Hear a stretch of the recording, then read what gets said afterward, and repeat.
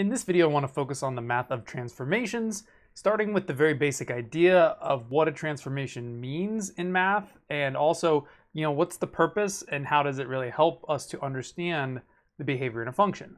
Then we're going to get into every little bit and how we can identify what type of transformation each mathematical operation indicates. So before I get into how to work on transformations, I wanted to talk about the basic idea. So and one of the ideas is when I see a mathematical function such as these, how can I visualize or imagine what it looks like? Now, we could always take any one of these and create a graph or type it into our calculator to see what it looks like. But the idea is if we know what the baseline function looks like, and then we can understand, well, what does, say, adding 4 or multiplying by 3 or multiplying by negative, what do those things mean? We can actually come up with a picture in our mind of what the function looks like just by identifying the category of the function, and second, what transformations have been applied to it. So in those cases, this is sort of like how I think about it is, first of all, well, what's the base function? What is the shape to begin with? Because the baseline function always creates the curvature, and then all the other basic arithmetic that's applied to that will affect the shape based on the transformations. So sort of like in the case of the first one, 3x plus 4, which we know to be a linear function, we could think about it in its base case, which is one of the simplest functions, f of x equal to x, which is sometimes called the identity function. But basically that would just be a line with a 45-degree slope, because if you plug in 1, you get 1. Plug in 2, you get 2. Plug in 3, you get 3. Actually, it would look this way because I'm mirrored on my recording video, and so on. But basically, if I think, well, what does plus 4 do to that? And what does multiplying by 3 do? Well, we know that plus 4 is the y-intercept and 3 is the slope. But that sort of idea, can be applied to other functions as well in a similar manner. And say, for example, I have f of x equal to x squared. Well, that in its baseline form is a basic parabola. And then I could then consider, well, what does a negative do? What does plus 4 do? Or say I have a square root function, something like this. Again, I would think the base function is, well, what's happening to x? And then all the other arithmetic, it would be those transformations. So our goal in this chapter is to sort of look at these numbers and these multipliers and such, and try to figure out, well, what does that mean about the transformations? But of course, we also need to know, well, what does the baseline function look like? And as we go through further chapters, we're going to learn more and more types of functions. But what's nice about transformations is it doesn't actually matter what the baseline is. Those transformations are the same and affect the shape of the graph the same no matter what type of curve it is. So, and we're going to get into why. That's one of the main things I wanted to focus on in this video. So let's start basic. Let's start with adding and subtracting. What does that do? And then we'll work our way up to multiplication, negatives, and so forth.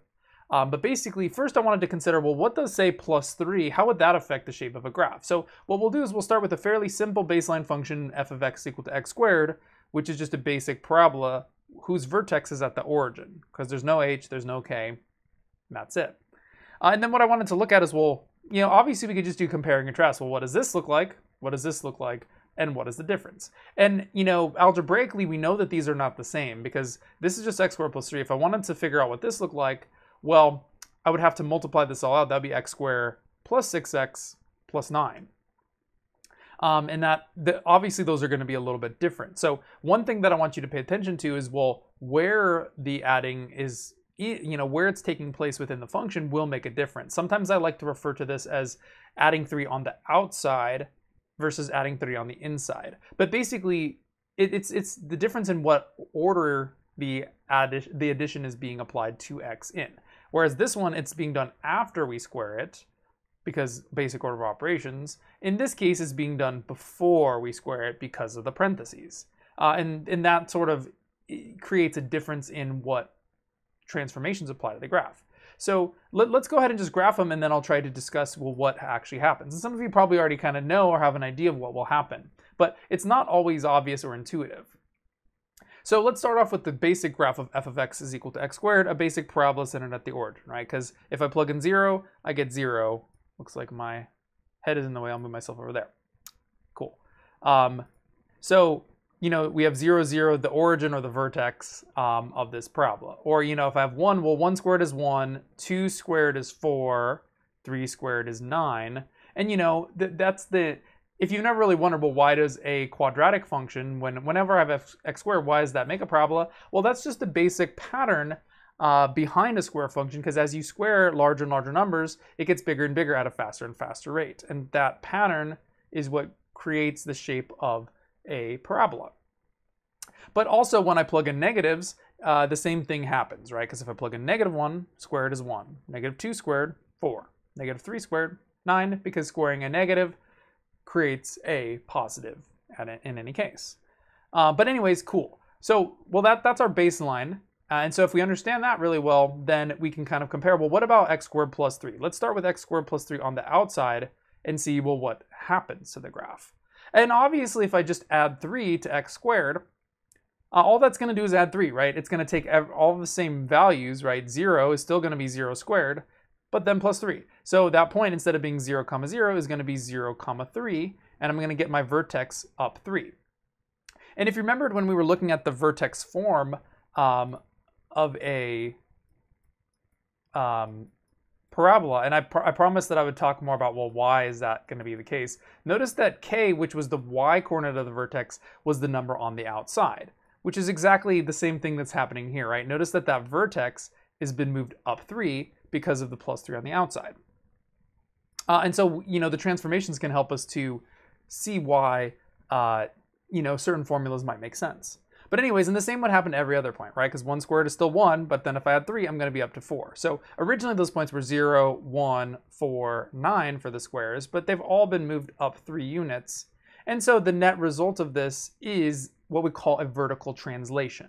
So, you know, you could say that it's been moved up 3 units, or it's been shifted up, or there's a lot of different ways you can verbalize or explain how transformation, but the formal mathematical word for it is a translation. And a transformation is a blanket statement for any sort of a movement that we're going to be talking about. And a translation is like a specific type of transformation. It can be easy. Again, the terms are not that critical. The idea is more important. But anyways, that's what adding 3 would do. And also, you know, we'll talk about subtracting, but it's exactly the opposite. If we were to subtract 3, it would move it down instead for the exact same reason, right? Because instead of adding 3, we'd be subtracting 3, so all those results would be lowered by 3. And so the next case is, well, what about when it's the plus 3 is on the inside instead of on the outside? What will happen? So again, shifting back to our basic x squared, we want to look at, you know, what happens if I add 3 and I put it not out here, but before I square it in parentheses. So let's go ahead and look at the graph in the table and see how that will change. And obviously you can always graph them in your calculator. If you graph them in the same window on top of each other, you can kind of see how it's been moved. So it's a really easy way to figure out what transformation has happened. But the whole point of this is to be able to look at the formula and really try to visualize it without having to do that. And it's kind of like doing math in your head. That's sort of how I view the value of understanding transformations. But anyways, notice that what's actually happened is instead of having a vertex on the origin, the vertex has actually been moved to the left 3 instead, which might seem a little curious because when we're adding 3, we typically, well, the positive direction is to the right or up. So the question is, well, why is it moving to the left?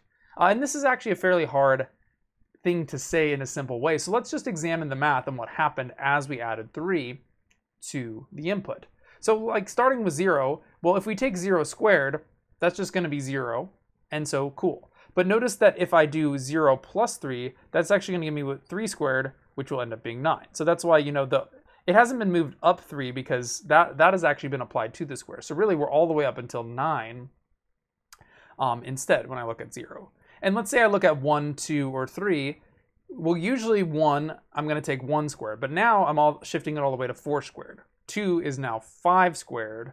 3 is now 6 squared. So this is kind of the idea. Usually 0 was here. But what's happened is 0 has been changed to what used to be 3 squared. And now the value for 3 squared has been moved to 0 squared. And I know I said that in kind of probably I didn't say that very well or very properly, but it's sort of like here I have 4 squared, which is 16, but that's for 1, right? And usually 4 squared is happening right here. But now since I've added 3 on the inside, it's being moved to the left 3 units. And I think the easiest way to really comprehend this is by looking at, well, where is the vertex now? The vertex appears to be at -3, and if I check what's happening to my math here, well, I would have -3 plus 3 quantity squared. Of course, that's 0, and so notice that -3 is taking the place of the vertex in this position. Because -3, it's sort of like the opposite is happening, because when I'm adding 3 to it, I'm canceling out the -3, and it's being moved to the left 3. And so another way to sort of think about this is what we call the 0 of the inside is going to be how that transformation is applied. And since I've added 3, the opposite of adding 3 is -3, which changes that central value from, instead of being to the right 3, it's to the left 3, because now -3 creates the 0. And that, again, that same idea applies to all things. So one way that you can remember this is when a transformation, or basically a plus, happens on the inside, that's always going to move it to the left, not to the right. And again, it will always move it horizontally when it's on the inside, because we're changing where we started. We're changing our x value, the input. We're not changing the y value. The y value is what happens on the outside. The x value is what happens on the inside, if that makes some sense. And also, reverting back to our vertex formula, you know, the thing I had it on the previous slide where, and this is something I mentioned, well, why is it minus h on the inside and plus k on the inside? Well, it's because, say I have a plus 3 on the inside as we just looked at, what we now know is that moves it to the left 3 units. And plus 3 is the same as minus a -3. And so if I'm looking at this formula, x minus h, what I would have is x minus -3. Sorry, you can't see what I'm writing because my head's in the way once again.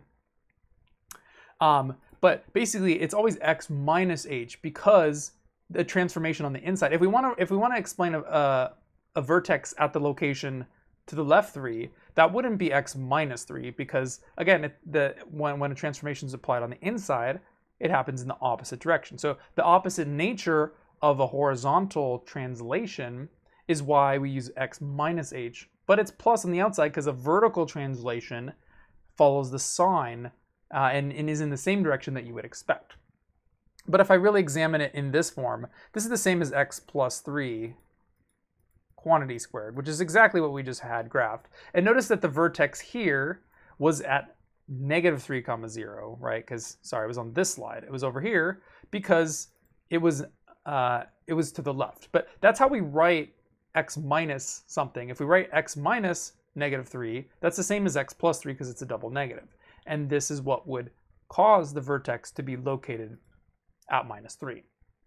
So anyways, I know, sorry, I'm jumping around a lot and talking about a lot of different things, but I was trying to reverse back to that vertex formula and say, well, why is it negative on the inside? Because horizontal translations happen in the opposite direction of the sign, whereas vertical translations, like where the y coordinate of the vertex is, happen in the same direction as the sign. And anyways, if you're trying to write this in a simple way to explain this, I've had a hard time really saying this in a simple way. But like looking at the math and kind of seeing why this happens helps me to understand why. And I think it's just easier to remember that on the outside is always a vertical transformation in the direction of the sign when I'm adding or subtracting.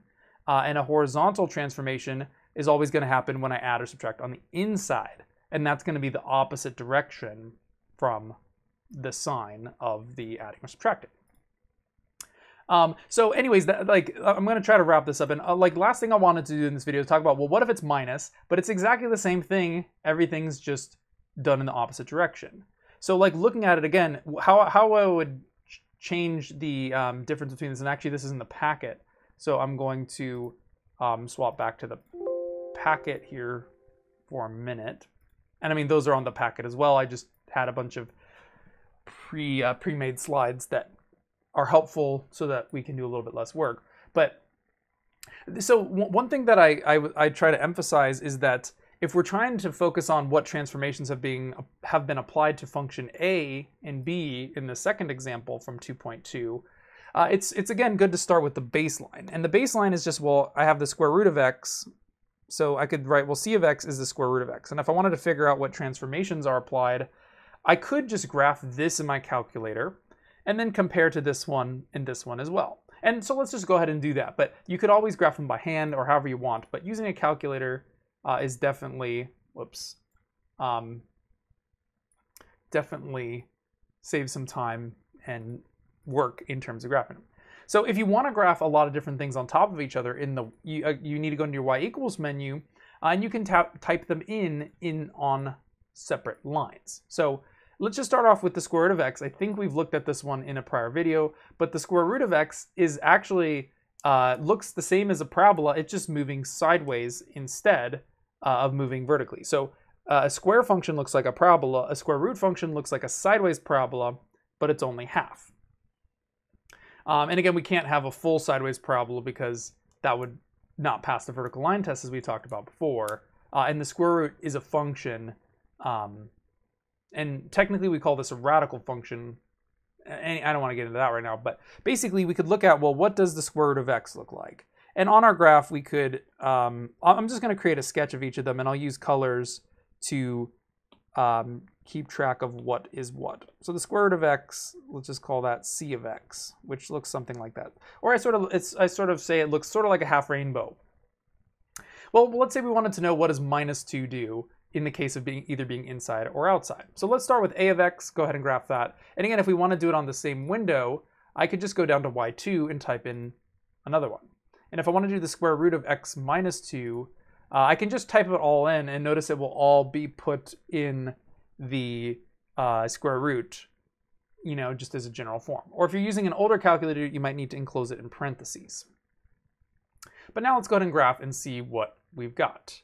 And it looks like my window is zoomed in, so I'm going to zoom back to zoom standard, zoom 6, just to reset it back to a standard -10 to 10. And that's not great either because it's still kind of hard to see. You can always zoom in on a specific part of your graph or zoom out if you just hit zoom and like zoom in, hit enter. And then if I move my cursor somewhere, it will zoom in on that particular point. So if I move it like right about here, it'll help me see it more specifically in that area. And actually that's not very helpful either. So I'm just going to go zoom back to standard. But if you really look closely, I know it's pretty small there. Notice how the starting point, which is like the vertex of a parabola, has actually been moved to the right 2 units. So, and again, this is a of x, which I'll go ahead and draw in red, and that's going to be over here. And it sort of looks like it might have a different curvature to it, but when you are adding, subtracting to a function, it will never change the shape of the curve because all you're doing is adding a raw number. That doesn't change the curvature, it just changes where it's located. And that's the key idea with the translation to begin with. And so basically, if I conclude, well, what happens when I subtract 2 on the inside? Well, I can tell by looking at my graph that it has moved it to the right 2 units. So we'd say that that's a horizontal translation by 2 units. And you could specify to the right, but if you just say a positive 2, But notice that that's actually not correlated to +2, it's a -2. And that's for the same reason, the same reason we were just talking about. When it's on the inside, it's always going to translate the function horizontally, but it's going to be the opposite direction to the sign that you're dealing with. And that's again because if we think about where the 0 is, usually the 0 of c of x happens at 0. But if I'm thinking about the 0 of a of x, that's not going to happen at 0. Actually, if I plug in 0, that would be not real because it would be square root of a negative. So notice what would actually be the 0 of a is 2, which is over here. So -2 actually shifts it to the right because it shifts where the start happens, which is always, if you just take the inside, set it equal to 0, you'll get +2, and which is why it's been shifted to the right. And so also, inside is always horizontal, opposite. Outside is always vertical in the same direction. So if you were guessing, well, what does -2 do? That would shift it up or down. Negative means down. And yes, it's always going to flow in the same direction when it's on the outside. And we could confirm with our calculator. So I could go into y3, or I could just delete y2 because I don't want to mix myself up about which one is which.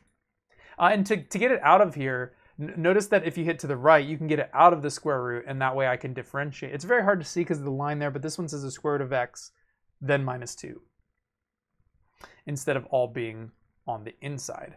And now when I graph that, I should, as we guessed, should be shifted down 2 units, but I can see it's, yeah, the exact same curve, but it's been moved down 2, which is, again, quite obvious because I'm just taking the same exact math, minusing 2, which means all the y points will be down 2 units. So I'm going to be down here instead, and that would be my b function, b of x.